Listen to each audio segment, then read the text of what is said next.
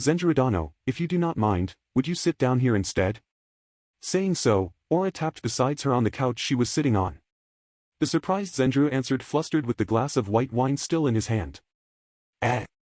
Well, but, that. Why the hesitation? From today on, we are a genuine married couple. There is no need to be bashful about huddling together. It felt wrong to hesitate after she said all that. Zenjirou nodded. Okay. Then excuse me. Telling so in advance, he sat down next to Aura. Their thighs touched each other. Oh shit, this is definitely too close. He had sat down on the couch that provided enough space for 5 grown-up people, in the way that their legs stuck together. It was a bit awkward, but if he dared to move now, it would seem like he was strangely sensitive to it, and that would be even more awkward instead.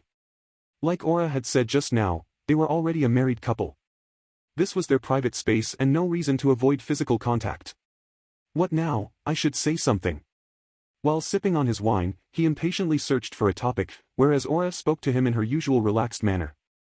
I must say, these electrical appliances you brought along are truly fascinating. This light and this cooling, I feel like I am in the twin kingdom of Sharo and Jilbel. Yes, I worked hard for it. Apart from the preparations for the ceremony, I used up all my time to set up the electrical appliances. He said that a bit proudly. It definitely seemed worth the effort. Yes, having cold alcohol is not all that bad, too. Aura emptied her glass with white wine in no time and put the glass back onto the table soundless. Foo. Ignorant to his nervousness or not, she took his right arm with both hands and pinched it between her cleavage, resting her head on his shoulder. A sensation of her soft breasts enveloping his arm. A warmth on his shoulder and back of the neck from her damp and hot breathing. The sweet citrus fragrance from her red hair was the shampoo he brought over. The soft sensation and sweet fragrance made Zenjirou dizzy. Right, reminds me, what is that twin kingdom you mentioned earlier? Is it the same as this country? Aura raised a chuckle from the back of her throat in reaction to her husband's flustered stuttering, then answered him sympathetic. Oh, the twin kingdom of Sharo and Jilbel. It is a vast country in the middle of the southern continent, where 2 royal families, the Sharo family with their bestowal magic and the Jilbel family with their healing magic, exceptionally rule side by side. The bestowal magic makes it the only kingdom where magic tools can be created, and its royal palace is illuminated by light jewels at night, cooled by wind jewels when it is hot, and warmed by fire jewels when it is cold. Well, you will learn about these things in time. Zenjirou. Something has been bothering for a while, you see. Aura suddenly grabbed his cheeks with her hands and turned his head into her direction. What is it, Aura-san?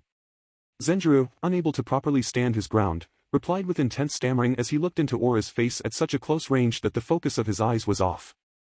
That precisely. You add a san to my name as if I were a stranger. Can you not do something about that? I doubt that you always speak like that.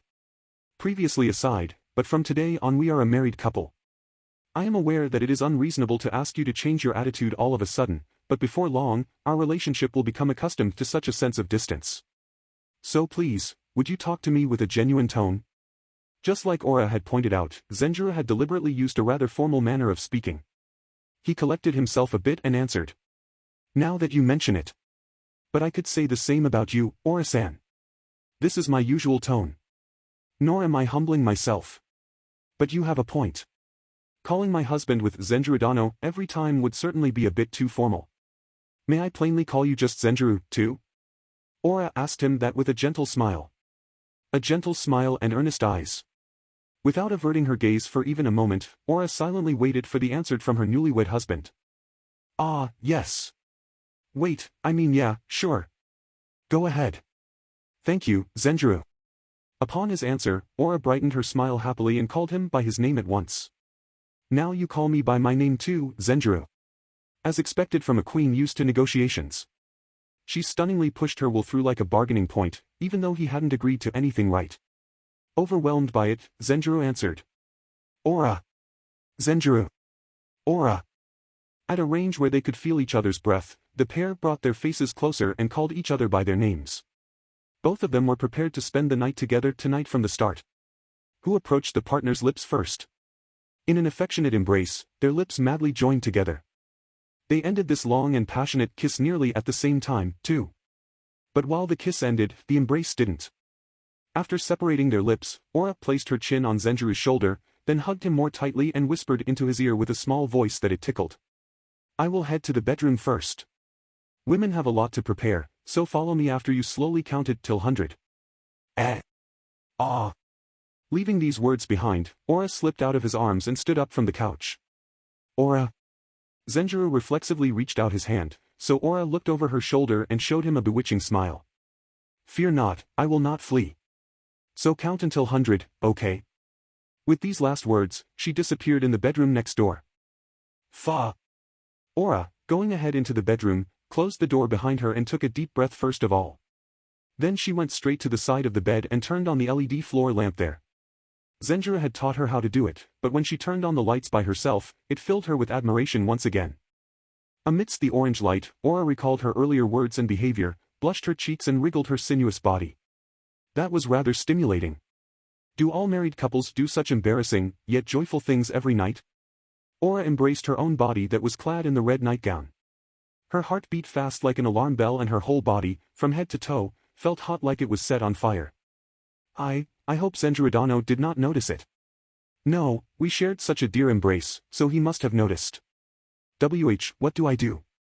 She had brought it up herself before, but now she was calling him with the honorific again. That she didn't notice it showed how agitated she was. Unmarried women of royal blood were equated with inexperienced, which was true for the majority. Anyway, Aura slipped off the red night dress and was naked except for some small shorts. When she tried to get onto the king-sized bed, she suddenly noticed. The light is a bit too bright. Emichim. I wonder if this will do. She covered the LED lamp with the red nightgown she had taken off just now. Like she had hoped, the brightness dimmed a bit. A resolved Aura climbed onto the bed and positioned herself in the middle of it. Ha. Then she took deep breaths to regulate her breathing and heartbeat, so that she would appear composed at least outwards, continuing that lovable effort for a while. The silence was broken from a knock on the door.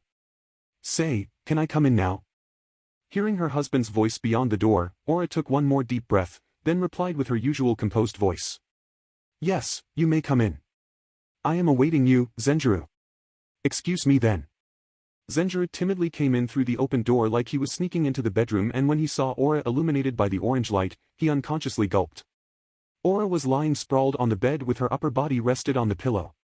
Her lower body was slipped under a thin cloth like a blanket made out of toweling, but he could perceive her bare body line. As for her upper body, except for the peaks of her voluminous breasts, which were barely covered by her red hair, everything was in plain view. Oh my, how long do you want to stand there, Zenjirou? No need to be shy. Come here. Let us spend a passionate night together. In Aura's behavior as she tempted Zenjirou with a bewitching smile, was no longer a shred of the adorable agitation from earlier. Fa. Having finished the bridal night well, Zenjirou lay down his sweaty, naked body on the bed. The copulation in this sultry night left Zenjirou's body greatly exhausted, but his mind was in high spirits. Ha. On the other hand, the queen was breathing roughly beside him with no composure to look at him. He wiped Aura's body with the orange towel while she was still out of breath. Oh, thanks. No problem. Are you okay? Was I too rough? But by the time Zenjirou had finished wiping her whole body, Aura had recovered enough to somehow face him and talk. Anyway, I guess this is the end of it. Yeah, we're done, for the most part. So, how was it? Amidst the orange light, Aura showed a smile that was a mixture of a smirk and a wry smile. Well, what can I say? It certainly was an unknown sensation. I have been through many battles, be it in war or politics, but this was a first for me. The first time I considered capitulation. She declared with a slightly accusative tone. Ugh, I'm sorry. No, there is no reason to apologize. Oh well, this is a duty of a wife as well. Then shall we go to sleep? We have an early morning tomorrow. Looking her husband, who finally faced her, into the eyes, Aura asked for his opinion. They couldn't afford to cut down on their sleeping time. Yeah, right. Oh. I totally forgot. Zenjirou. Standing up out of the blue, Zenjirou got off the bed, so Aura called out to him surprised. Wait a moment, I'll be back real quick. He rushed out of the bedroom with these words into the living room. What was that? Aura, still naked, sat up on the bed and tilted her head. Shortly thereafter Zenjirou, naked too, came back from the living room. Unlike before, he was now holding a small box of blue velvet cloth in his right hand.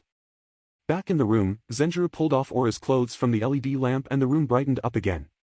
Zenjirou took the ring with 3 diamonds in the socket out of the small box. The rite of exchanging rings. It's a custom of my world. The groom and bride put rings on each other's left ring fingers during the ceremony and swear to love each other forever. Aura, give me your left hand. Okay. Like this? Aura obediently held out her left hand before her chest, which Zenjirou grasped with his left hand and put the ring on her ring finger with his right. I promise to love, respect, comfort and help you in good times and in bad, in sickness and in health, in wealth and in poverty, until death do us part. I take this oath on this ring. Along with the oath to love her forever, the ring was put onto the queen's left ring finger. As the yellow golden ring was colder than she expected, Aura shivered for a moment, but showed no other reaction to the wedding ring on her ring finger. Can I ask you to do the same? Here. Yeah, okay. Zenjirou now handed Aura a ring one sized bigger, but with the exactly same design as the ring on her finger. With the ring in hand, she remained silent for a moment as she thought about something, but before long, she put the ring on his left ringer finger in the same way he did. Is that all right? Yeah, thank you. Now we're done. Zenjirou held the ring she had put on up high against the LED lamp and smiled happily. For an earthling, this ring exchange definitely felt more like a wedding than the ceremony in the different world. At any rate, he had done what needed to be done. Wedding rings of oath, An interesting custom. If we spread it well enough, it might become popular here as well. That would be great. That would make us the first couple ever to exchange rings. The cold, electronic buzzing from his cell phone next to his pillow slowly woke up Zenjirou's consciousness from its slumber. Still half asleep, Zenjirou reached out his right hand routinely, searched for his cell phone and turned off its morning alarm. Then he brought the cell phone close to his face and looked at the time. 5:30 a.m. Today it had been 10 days since their bridal night. Compared to the time a salaryman woke up in modern Japan, it was rather early, but in this world it was already considered late. In a culture where nearly no other sources of light but natural fire existed, the daytime was a very precious period. It was common in this world to raise after the sun came out at 4 in the morning, and sleeping in until late was a sign of luxury. However, there was actually no need for Zenjirou to wake up at this hour by specifically setting an alarm. He had the LED floor lamps to illuminate the night and nothing special to do during the day. There was but one reason that Zenjirou used the alarm function of his cell phone, the loyal partner of his salaryman days, to wake up this early. His wife, because he didn't want to miss out on Aura. While getting dressed, Aura. Speaking of, how's today going to be? I mean, for meals. Yeah, seems like I will not have the time to get back here for breakfast or lunch. But I might make it in time for dinner if everything goes well. Though you could also come to the palace yourself, Zenjirou, if you wish to dine together with me. Ate so and gave Zenjirou a probing glance. Zenjirou, at the end of that glance, racked his brain at once. It seems likely that I'll run into other nobility when I eat together with Aura in the palace. As clueless as I'm right now, I might cause trouble for her in an unexpected way when I talk to them carelessly. From her all too imposing behavior one might forget about it, but Aura's authority as the queen in this patriarchic kingdom was by no means unshakable. If Zenjirou should ever utter anything from his mouth that could be interpreted as criticism or complaint towards Aura, she would receive plenty of detriment from just that. I might be overthinking, but better safe than sorry. No, it's troublesome to go all the way to the palace. I'll rather laze around here. But I sure would like to learn about the manners and common sense of this country to an extent that it wouldn't embarrass you soon. We can't completely rule out that I'll have to appear outside, too. That was Zenjirou's way of saying, I'll try not to cause you any trouble as much as possible. Aura understood the meaning behind his words and replied with an affectionate smile. I see. Then I will try to finish my work by dinner at all costs. Thanks, and don't push yourself too hard, Aura. Zenjirou advised. Zenjirou exchanged a short kiss with Aura and sent off his wife with a smile as she was going to pursue her duties as a queen. Now then, what do I do today?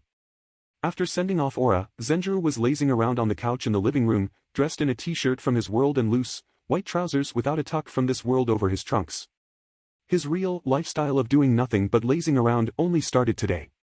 In time he might not know what to do with his free time, but at least for today, he had a mountain of things he wanted to do. During his salaryman days, he had recorded as much as he could on DVD, but never watched any of it, and bought as much games as he could without ever opening them. He had also continued to buy the songs of the bands or singers he liked during his university days at legal download portals, more out of habit than anything, but the only time he listened to them was during commuting between home and work. There were still a lot of songs he hadn't listened to even once. Guess first comes my backlog of TV series. But if I start now, it'll coincide with breakfast. When it was time for breakfast, the waiting maids of the inner palace would appear. Meanwhile, his wife Aura pursued her duties as the queen in her office. Most of her duties as the leader of the country were councils and meetings.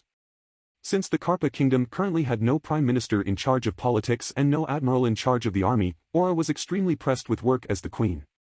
The little free time between councils and meetings elapsed just from looking through some submitted reports.